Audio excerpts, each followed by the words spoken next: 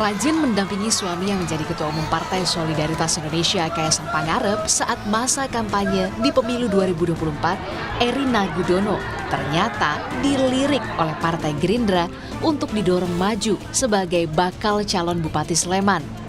Tentu bukan tanpa alasan, nama Erina dipertimbangkan masuk ke dalam radar Gerindra. Menurut Wakil Ketua Umum Partai Gerindra Habibur Rahman, sosok Erina yang masih muda, terlebih karena keluarganya turut berjuang memenangkan pasangan Prabowo Gibran di Sleman, Yogyakarta. Usulan tersebut salah satunya mungkin karena memang keluarga beliau ikut all out ya, berjuang memenangkan Prabowo Gibran di Sleman, juga mungkin karena memang seorang tokoh juga yang dikenal masyarakat, apalagi perempuan ya. Saat ini memang jarang pemimpin perempuan, dan ketika ada pemimpin perempuan mendapat atensi yang lebih dari masyarakat. Intinya hal-hal tersebut akan dinilai nanti dan akan diputus oleh Pak Prabowo. Sementara calon wakil presiden Mahfud MD turut merespon kabar menantu Presiden Jokowi Erina Gudono yang masuk radar Gerindra sebagai calon bupati di Pilkada Sleman. Mahfud mengaku bukan anggota KPU sehingga tak bisa banyak berkomentar soal itu. Mantu Jokowi akan maju Bupati Sleman, Pak. Tanggapannya, Pak, sebagai warga Sleman sekarang dua-duanya, Pak. Saya bukan KPU, jadi tidak tahu saya mau tidak. Sejak menikah pada bulan Desember 2022 yang lalu dengan putra bungsu Presiden Jokowi, popularitas perempuan kelahiran Pennsylvania, Amerika Serikat ini terus naik. Peneliti SMRC Saidiman Ahmad pun menyebut ini jadi awal yang baik jika Erina mau serius berkiprah di dunia politik sebagai calon Bupati Sleman. Kalau kita lihat nama-nama yang dimunculkan oleh Gerindra kan mungkin tidak ada yang sepopuler Erina sekarang ini ya sebagai sosok pendamping Kaisang Pangarep. Jadi popularitas ini sangat penting. Kan biasanya di dalam pemilihan kepala daerah, pemilihan anggota legislatif, bahkan pemilihan presiden, modal pertama yang harus dimiliki oleh seorang kandidat adalah popularitas. Kalau dikenal saja tidak, bagaimana orang kemudian bisa memberikan penilaian sampai kepada pemilihan. Jadi modal popularitas ini adalah modal yang paling pertama. Di Sleman ini Gerindra kan tidak bisa mengusung sendiri calon bupati, masih butuh sekitar 4 kursi tambahan dari 6 kursi yang sekarang diduduki oleh Gerindra di sana. Karena itu butuh kekuatan politik di luar Gerindra. Kiprah keluarga Jokowi di dunia politik bukanlah hal baru. Sebelumnya, Jokowi mengawali karir sebagai wali kota Solo, Gubernur DKI Jakarta, dan Presiden Republik Indonesia. Sementara putra sulungnya, Gibran yang maju sebagai cawapres di pemilu 2024 setelah menjabat sebagai wali kota Solo, disusul sang menantu, Bobi Nasution yang kini mencoba peruntungan maju di Pilgub Sumatera Utara setelah menjadi wali kota Medan. Dan yang terakhir, Kaisang Pangarep, Ketua Umum Partai Solidaritas Indonesia yang mulai diperbincangkan di Pilkada Solo. Lalu benarkah Erina Gudono akan menyusul seperti keluarga Jokowi yang sudah lebih dulu berkecimpung di dunia perpolitikan Indonesia? Tim Liputan, Kompas TV. Menantu Jokowi Erina Gudono dilirik ke Partai Gerindra dalam radar calon bupati di Pilkada Sleman. Apakah Erina akan menyambut serius tawaran ini, dan jika serius, seberapa besar peluangnya? Kita bahas bersama dengan pengamat politik Universitas Gadjah Mada, Mas Nyarwi Ahmad. Mas Nyarwi, selamat sore. Mas, ini kan bukan pertama kali sebenarnya terakhir keluarga Jokowi dilirik oleh partai politik untuk di Pilkada. Tapi kalau Mas Nyarwi melihatnya, sebenarnya ini adalah bentuk kegenitan partai politik, kegagalan kaderisasi, atau ekspansi dari dinasti politik Jokowi?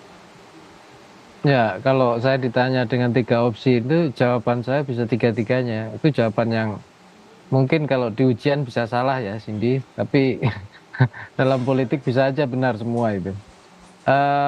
Kalau misalnya dikatakan misalnya itu kegenitan partai, memang kalau dalam lihat tren-tren yang terjadi hari ini ya, termasuk usulan Erina ini kan muncul dari Gerindra tuh. Nah itu wajar, kenapa? Karena Gerindra itu belum pernah ya memenangkan ya pilkada khususnya untuk Sleman gitu. Dan saya kira Gerindra punya target tentunya dengan memunculkan nama-nama yang populer yang kira-kira punya pengaruh yang nanti sangat kuat atau punya peluang gitu ya untuk bisa bertarung ya dibandingkan kontestan yang lain gitu. Atau paling enggak gitu dengan memunculkan nama misalnya contoh Erina yang populer ini. Nah, nama-nama kandidat dari Gerindra yang lain juga bisa makin populer. Paling enggak apa yang disampaikan Gerindra itu menjadi perhatian gitu. Itu satu. Kalau yang kedua misalnya, kalau itu dikatakan apa namanya kaitannya dengan tadi ya, misalnya dinasti politik Jokowi ekspansi ya. Ya faktanya memang juga demikian gitu. Pak Jokowi itu saya kira itu presiden yang paling berhasil ya membangun dinasti politik pasca reformasi.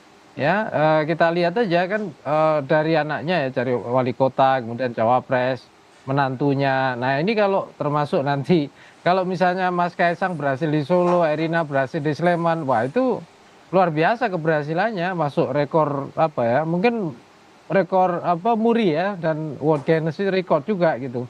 Jadi kalau ditanya gitu tadi ya, kalau yang ketiga misalnya, apakah itu kegagalan partai politik? Kalau itu saya kira belum tentu ya, karena begini, kita harus lihat dua teori di situ. Kalau bicara teori yang normatif, memang iya, idealnya partai politik ini ya artinya kader-kader dia dong kan gitu.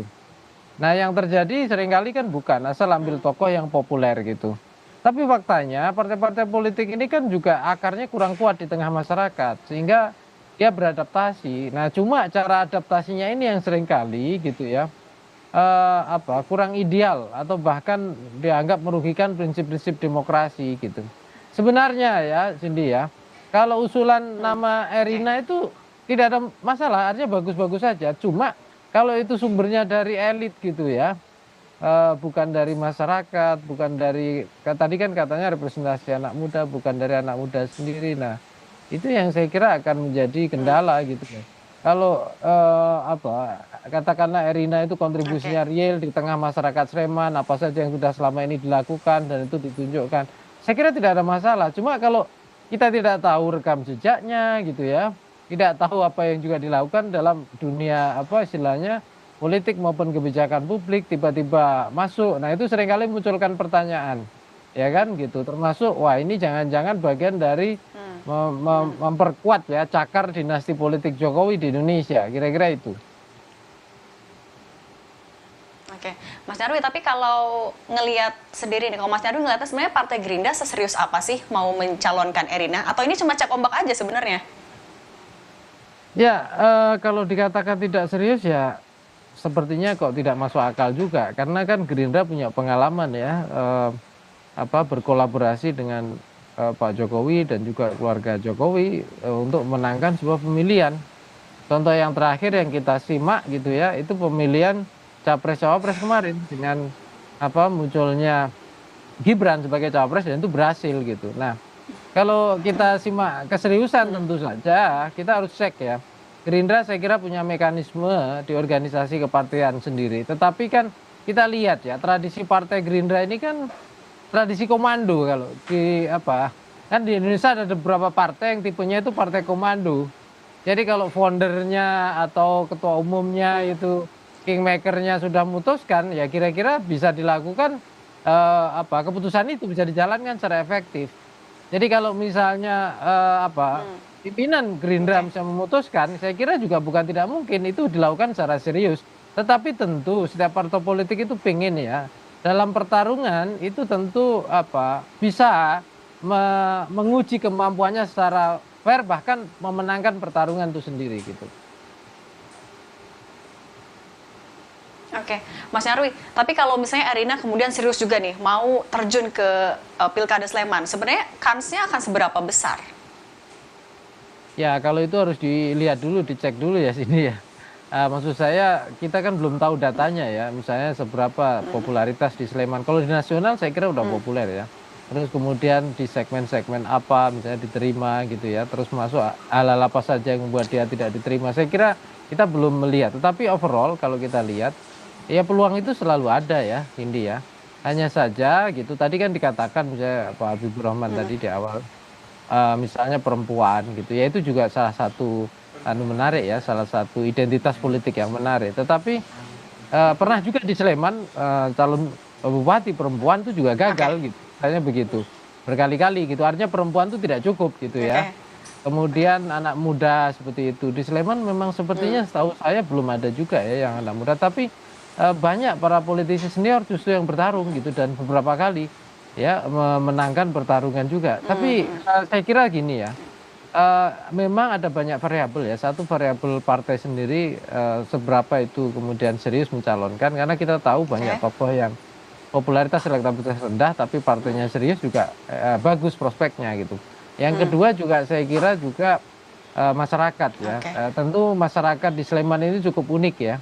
Ada komunitas intelektual juga ada, komunitas menengah juga ada, bawah juga ada, lengkap gitu. Anak muda juga ada dengan berbagai karakteristik. Saya kira ini juga menjadi tantangan ya sebagai pasar politik. Tentu Sleman lebih complicated ya, lebih banyak hal yang dan lebih menantang tentunya. Tapi kalau misalnya itu dicalonkan serius sama Gerindra dan menang, saya kira itu rekod istilahnya prestasi dinasti politik Jokowi yang luar biasa juga itu. Kira-kira itu. Oke, Mas Oke, artinya sebenarnya tokohnya nggak masalah, tapi asal berasal dari aspirasi publik. Mas Nyarwi Ahmad, terima kasih banyak waktunya untuk Rumah Pemilu. Sehat selalu. Ya.